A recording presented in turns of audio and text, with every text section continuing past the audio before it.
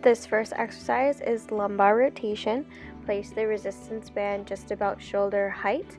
You're going to stand in a shoulder width stance, slight bend in your knees. You're going to place the resistance band 1 or 2, depending on your resistance level, in the center of your chest, and you're just going to perform slow and controlled rotations away from the resistance band. You want to embrace your core, hold everything tight, slow and controlled rotations away from the band. You want to perform facing the other direction as well. In this next lumbar exercise, it is going to be side bending, so we want to change the height of the resistance band so it's at a greater angle.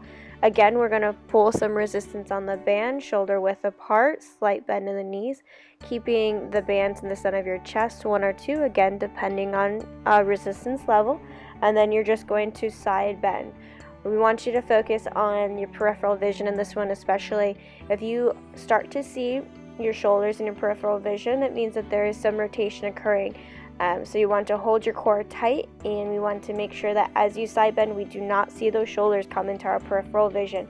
It should just be a slight side bend to the side, shoulder to hip, and then you'll switch and perform on the opposite direction as well.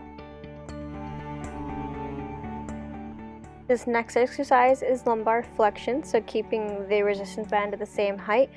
Place one resistance band on your right shoulder and one on the opposite shoulder, and it's just going to be a small little crunch. So shoulder width apart, slight bend the knee, just focus on doing a little top abdominal crunch. So just a little slight bend forward. We don't want to have a large crunch, just a slight top crunch.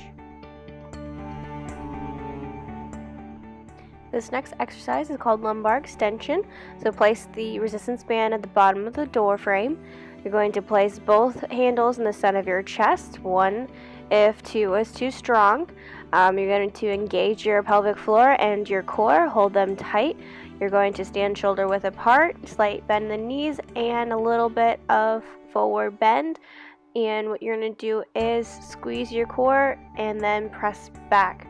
Pinch your shoulder blades back the entire time, hold your core tight, and then press back towards the wall behind you. Try not to round your shoulders. And all of the movement that you should be experiencing is coming from the low back, the lumbar region. You should not have any hip hinging.